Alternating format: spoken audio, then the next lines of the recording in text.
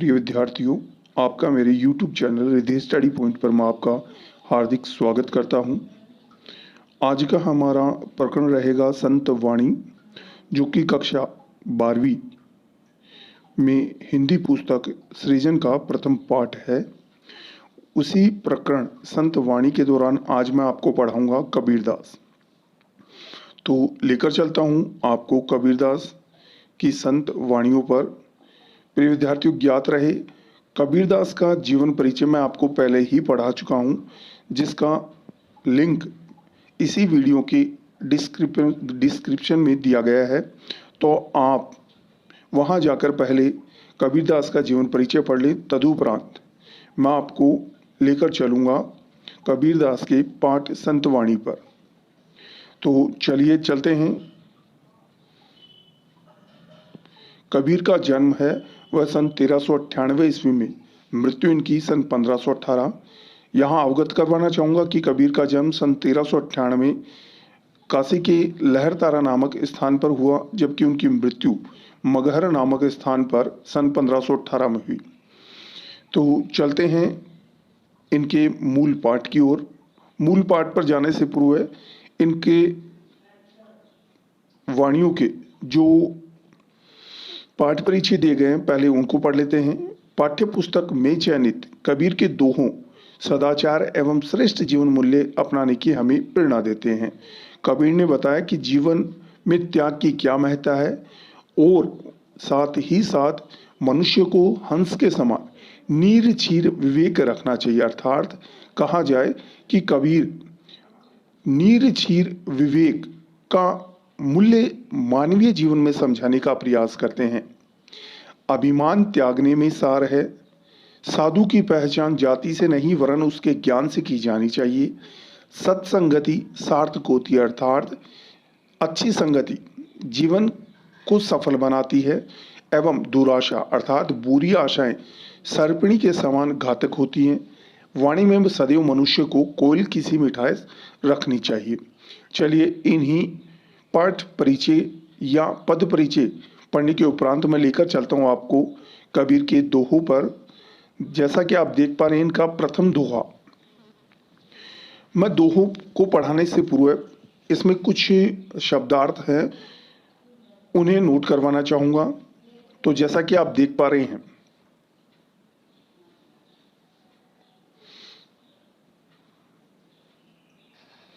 तो चलिए पहला इनका दोहा है, त्याग तो ऐसा कीजिए सब कुछ एक ही बार, सब कुछ मेरा नहीं निहचे किए विचार। तो डियर स्टूडेंट, इसमें जो निहचे शब्द आया है उसका अर्थ आप लिख लीजिएगा ऐसा या ऐसा ही। तो चलिए अगर आपने नोट कर लिया है तो इसका अर्थ देख लेते हैं। त्याग तो ऐसा कीजिए सब कुछ एक ही बार।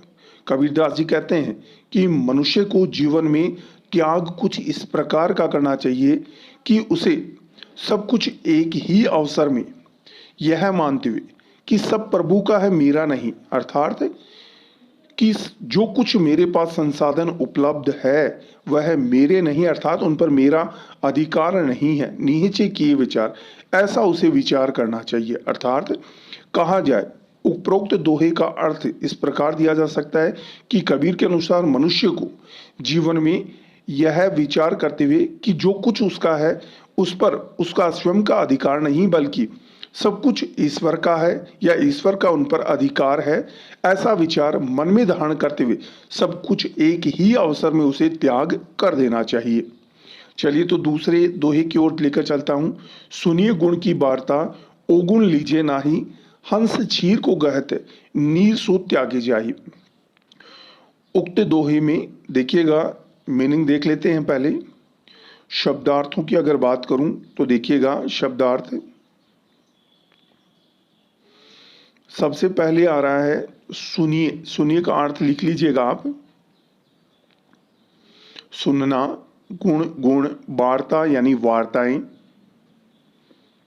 ओगुण ओगुण का अर्थ लिखिएगा अवगुण, लीजे लीजे का अर्थ लिखिएगा ग्रहण करना, नाही यानी नहीं। हंस हंस है या राजहंस भी हो सकता है। क्षीर क्षीर का अर्थ होता है दूध। को गहत का अर्थ लिखना, ग्रहण करना, नीर होता है जल, सो यानी उसे, त्यागे यानी त्यागना, जाहि यानी जिसको।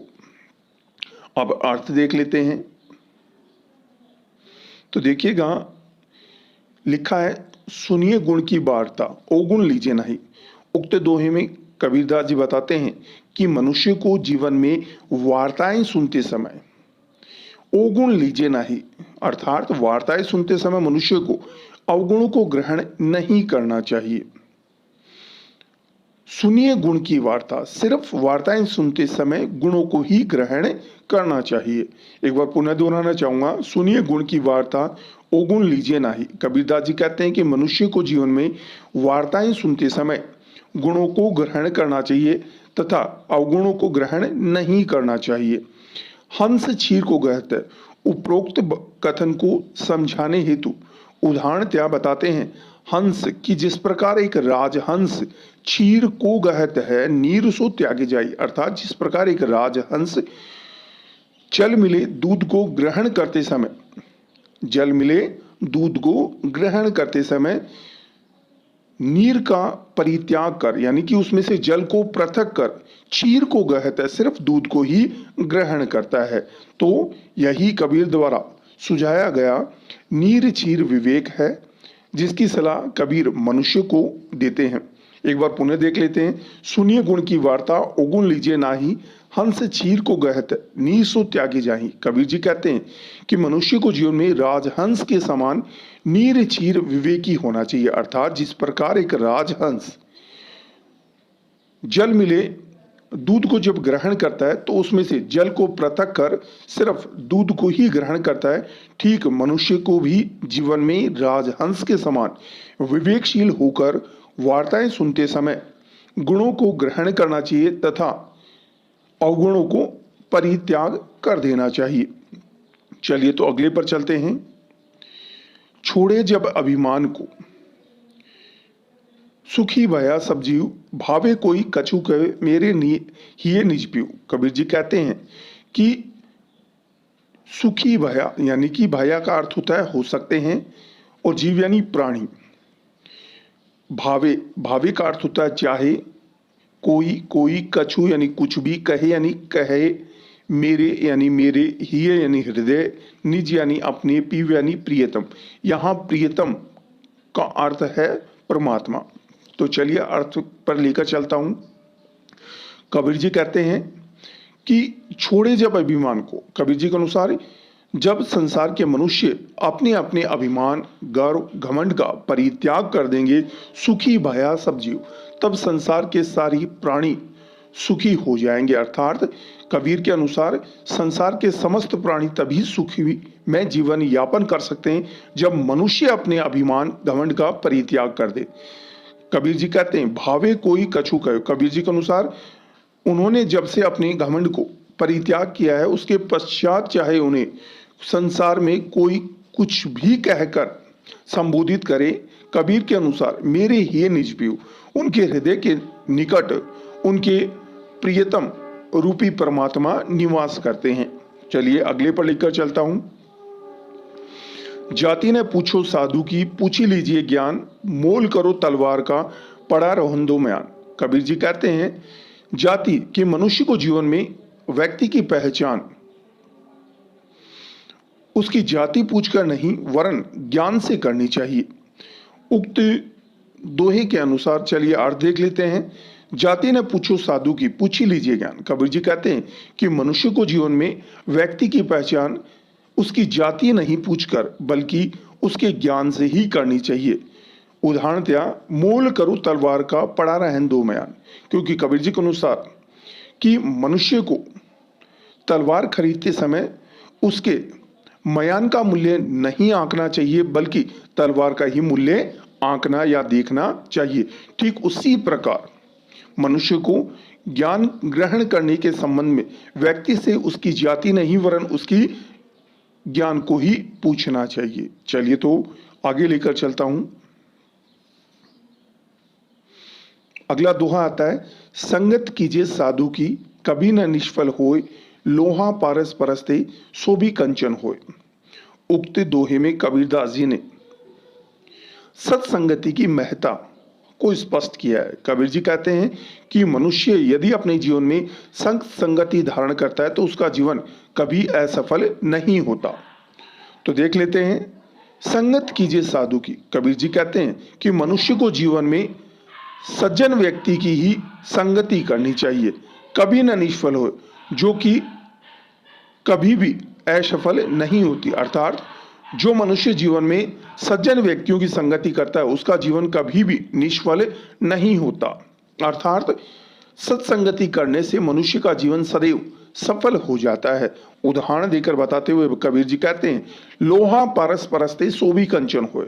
अर्थात लोहा एक तुच्छ धातु है, परंतु पारस परस्ते, परंतु जब वह पारस पत्थर का, परस का अर्थ होता है स्पर्श, ते का अर्थ होता है से, अर्थात लोहा तुच्छ धातु होने के उपरांत जब पारस पत्थर का स्पर्श करती है सो भी कंचन हो, तो वह मूल्यवान धातु स्वर्ण में परिवर्तित हो जाती है।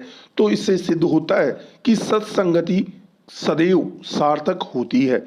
उदाहरणतः एक बार पुनः दोहराना चाहूंगा कि जिस प्रकार लोहा तुच्छ धातु होने के उपरांत श्रेष्ठ संगति के रूप में जब पारस पत्थर का स्पर्श करता है तो स्पर्श मात्र से ही वह कंचन अर्थात स्वर्ण में परिवर्तित हो जाता है।